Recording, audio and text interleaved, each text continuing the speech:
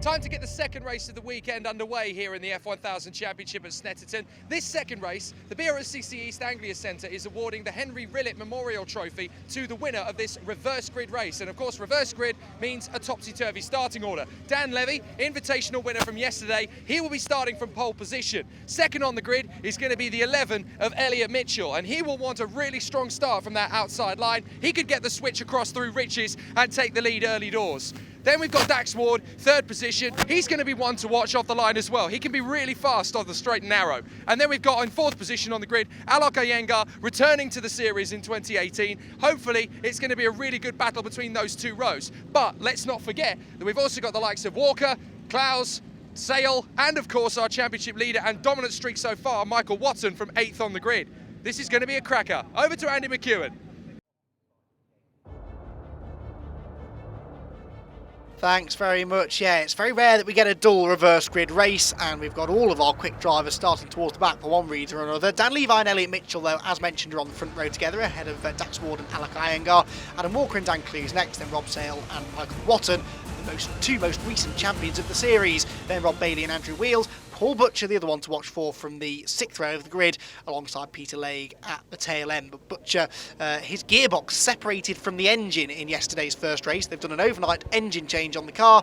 Hopefully everything will be ready and good to go for him to move up the order. Red lights are on. Oh, bit of creeping there from Mitchell and from Levi from the front row of the grid. It was a long hold though. Away we go, and look at the rocket ship start from Dan Clues. He's third already, and he could even be second up the inside of Elliot Mitchell down towards the first corner. Yes, he is. Phenomenal stuff there from Dan Clues, who goes from 6th on the grid to 2nd by turn number 1. Brilliant stuff. He did a similar start at the start of the reverse grid race at Brands Hatch last time out, I seem to remember. Although Mitchell, look at that, Mitchell has fought back up the inside, and that means that the other fast starter, Rob Sale, from 7th on the grid, he's now alongside for 3rd on the run out of the hairpin and down towards Williams. Well, it's always a very frenetic start to the race with the reverse grid encounter. There's Michael Watton just in front of Dax Ward by the looks of it, and possibly behind Adam Walker as they drop down towards Agostini. It's still Levi that leads the way though. Mitchell 2nd, Clues 3rd. Round the outside is going Sale though. Then it's the Walker, Watton and Dax Ward battle, and there Paul Butcher already up ahead of Alok Iyengar, on board with Dax Ward. In front of us on the left hand side, Michael Watton. On the right is Adam Walker, and Watton goes through on the inside. Walker runs wide, therefore Ward will try and take advantage, and does take advantage with a really nice move up the inside at Oggies. Good stuff there, read the situation in front of him perfectly, saw that Walker was offline, had dirt on his tyres, wouldn't be that confident on the brakes, and took the chance to go up the inside. Out of Williams they go, down the back straight for the first time of asking, and still Dan Levi's leading the race. It's a great start to the race this for him, but he is now the man punching the hole in the air, and here they come, they're going to go either side of him. Up the inside is Clues, on the outside is Walker, and Walker takes the race lead, but fair play to Dan Levi, because he says, oh no you don't, Dan Clues, I know that you're one of the championship contenders, but I'm going to do my very best to keep you behind, and that's exactly what he did.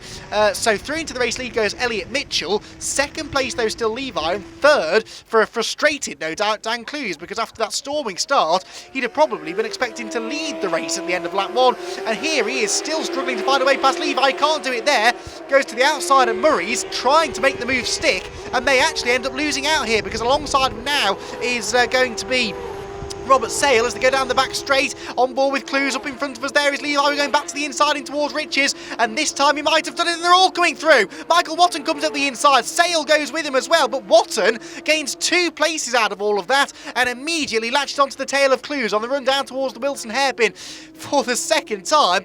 Wow, what a breathless start to the race this has been. Paul Butcher there actually now losing places. He's got Adam Walker up the inside of him, down towards Wilson. That's the little group there. Up the inside is Butcher. On the outside is Dax Ward as well.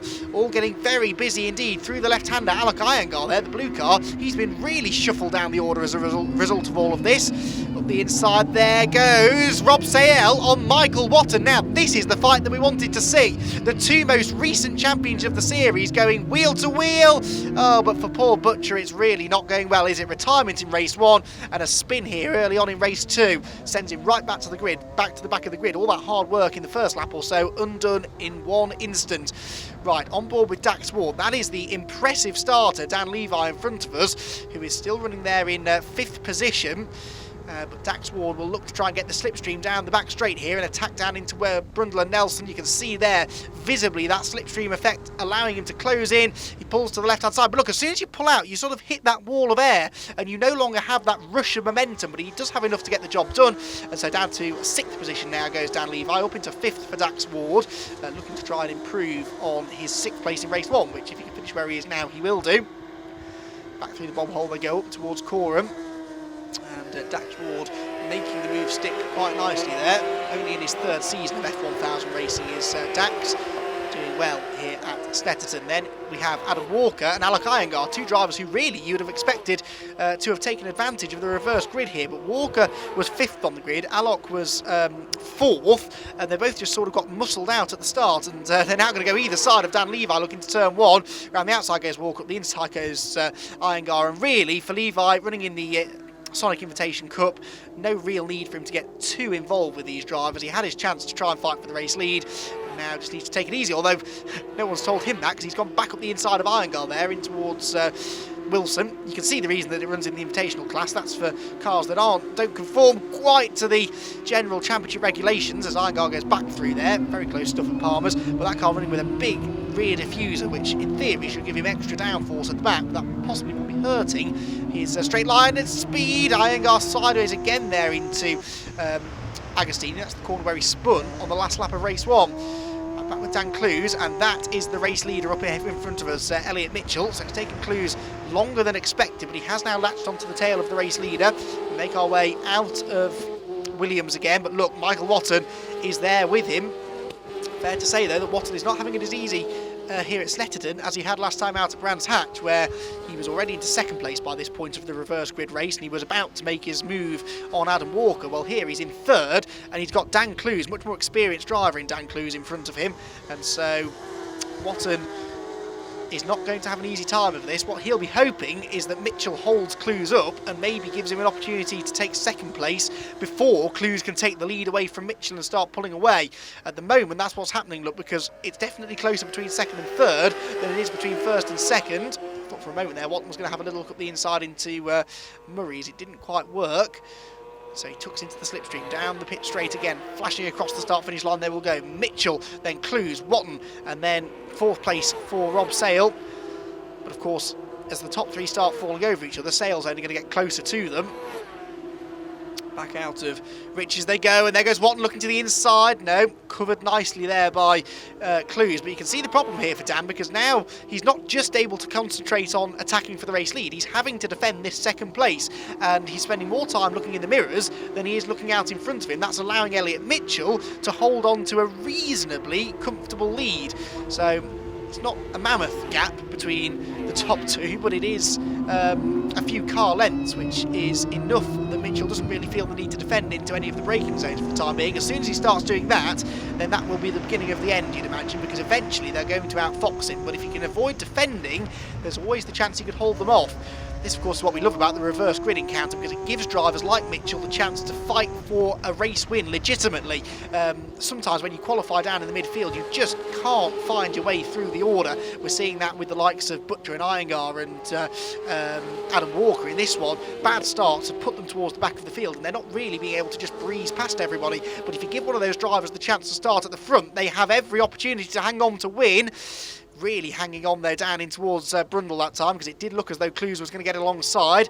Not quite close enough though, so another lap and another chance gone for Clues there to get himself through into the race lead.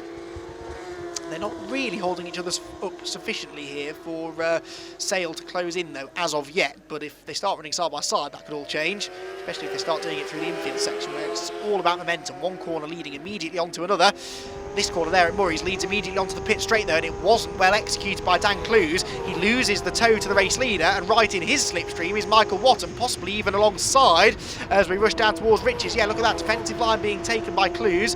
Just runs down the middle of the road into the first corner. That'll compromise his exit speed a little bit. This is all music to the ears of Elliot Mitchell, the race leader. Down into Wilson, but then you can see how Clues closes back in under braking. There is Paul Butcher. Now, that retirement at Brands Hatch last time out wasn't necessarily the end of the world, because you're allowed one dropped score over the course of the season, so essentially you can take one race and pretend it never happened. It doesn't count towards your eventual championship standings. But then he had another non-finish in race 1 here today, and he's had that spin at the start of race 2, so this is all going to have a real knock-on effect on Paul Butcher's championship hopes, unfortunately.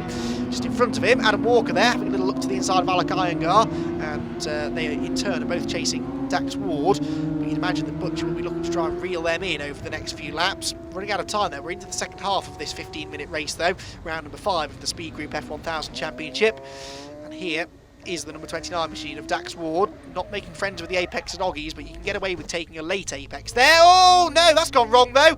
Too aggressive on the power and crunch straight into the Armco barrier. Fairly significant damage done, certainly the front wing will need replacing, possibly some suspension damage done as well. So Dax Ward unfortunately spins out of a top 6 position, and he will be frustrated with that. That held up Iyengar and Walker though, and so Paul Butcher is now a little bit closer to them as they make their way back through the bomb hole again. In towards the right-hander at Coram. How much time has Butcher got left? Has he got time to try and get past these two? He could really do with it, because the grid for race 3, that is based upon... actually, no, it's not based upon the result of this race. So Butcher, at the moment, is looking to start 5th on the grid for race 3. Memory serves, it's done off second fastest lap times from qualifying, so that will be a second chance for Butcher to start towards the front of the grid, and he'll really need to try and take the points from that one. On the brakes into Wilson, we're on board here with Adam Walker, and he's got Paul Butcher all over him now, so where does Paul make the move? There's no doubt he's quicker, but where can he find a way through? In towards the left-hander here, maybe at Palmer's. No, that's not really an overtaking opportunity. The next corner is at Agostini. Quite a stiff tailwind pushing the cars down into this corner though. That's why we've seen a few of them just losing the rear of the car under braking. Saw Butcher himself have a spin down here early on in this race. Whether there was contact involved, I'm not too sure, but Butcher not able to attack there, showing that maybe he doesn't quite have the confidence under the brakes that he would like. Down into the right-hander at Oggies, and it's all about getting the momentum through this corner, through the next long right-hander at Williams, trying to get in the toe down the back straight. Certainly had a tighter run through the corner there, did Butcher, but he's just not latching right onto the gearbox of Adam Walker's car, really, is he? He might be able to close down the straight, but probably not sufficiently to attack under braking. Let's see. Under the Snetterton bridge they go. Has a look to the inside, but again, that's really just to try and distract Walker in front. And by doing so, it compromises your line slightly through the corner. So on the exit of the complex sequence, Butcher is not close enough to attack. Coram, and running out of laps now unfortunately is Paul Butcher. You can see that Walker is quite wayward through a fair few of these corners, so that will be giving a glimmer of hope maybe to Butcher that he might be able to make this move stick, but it is not going to be easy. Across the start finish line they go, and he's closer this time into Riches. Now don't try and overtake here, Paul. Get a good exit and then try and slip up the inside, maybe in towards Wilson. That's what he's going to try and do, I think. Gets a good exit from the corner, but Walker saw it coming and defended the inside line heavily. Butcher tries to go right round the outside. That's not going to work. Then tries to cut back and get the run off the corner. That's not going to work either. And even if he had got alongside, the next corner, in fact the next 3 corners, are left-handers. So Adam Walker making it work for this, and it goes to show, doesn't it, that, I mean, Paul Butcher, multiple Formula race winner, can't just drive past some of the midfield runners. So whilst it's not the largest grid of race cars that you'll see anywhere, there's good strength in depth, and the drivers running through the midfield are more than capable of running quickly, and that's what we've seen from the likes of Elliott Mitchell up at the front of the field. Give them a decent grid position and a good start to the race, and most of these drivers are capable of winning and finishing on the podium. Very competitive indeed, and that means that I think that although Michael Watton has had this early season dominance, I don't think he's going to have it all his own way in terms of the championship as the year goes on. So back onto the Bentley straight they go. Butcher closing in here on Adam Walker. Now that is Michael Watton.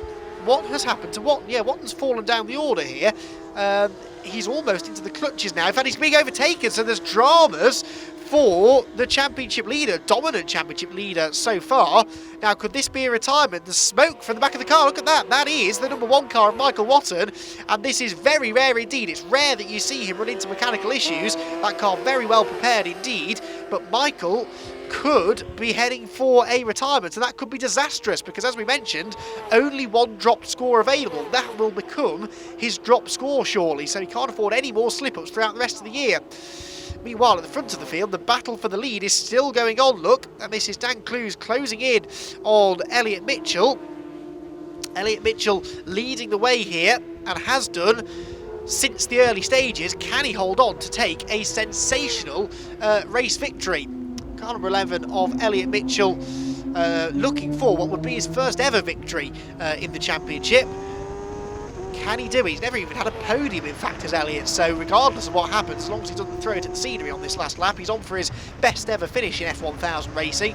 But can he do it with a race victory? That would be quite remarkable. Dan Clues will have something to say about that, though, and if he knows about Michael Watton running into difficulties, all of a sudden this race takes on extra significance for Clues, because a race victory could go a long way to closing the gap at the front of the points. This is his best chance to do it. In the slipstream down the back straight, he's in the tow. You can see that Mitchell's driving down the left-hand side of the road, although that's because there's a car that they're about to put a lap down. Peter Legge, I think that was. On the brakes, no, Clues not close enough, and in fact Mitchell is much quicker into this sequence of corners, and so I don't think Clues is going to do it. Elliot Mitchell could be about to come home a race winner. Through the bomb hole they go, in towards the long right-hander at Coram, and with one more possible overtaking opportunity at Murray's, he won't have this plain sailing all the way, but I don't really think Clues is close enough. Onto the brakes we go, through the left-hander, good exit, up through the gears, and yes, it's going to happen. Elliot Mitchell is going to come home and see the checkered flag first. A first ever race victory for Elliot Mitchell, a brilliant drive to win the reverse grid encounter here at Snetterton. Second is Dan Clues, and third place will go the way of Rob Sale. Well, drama post-race, as a 10-second penalty was given to Elliot Mitchell for being out of position at the start, meaning Clues inherits the win from Sale second. Mitchell still gets that first podium, though, ahead of Iyengar fourth and Adam Walker in fifth. Daniel Levy again wins the Sonic Invitation Cup. If he can finish the third race of the day later on and win the class, he will tie the class lead with David Wheels.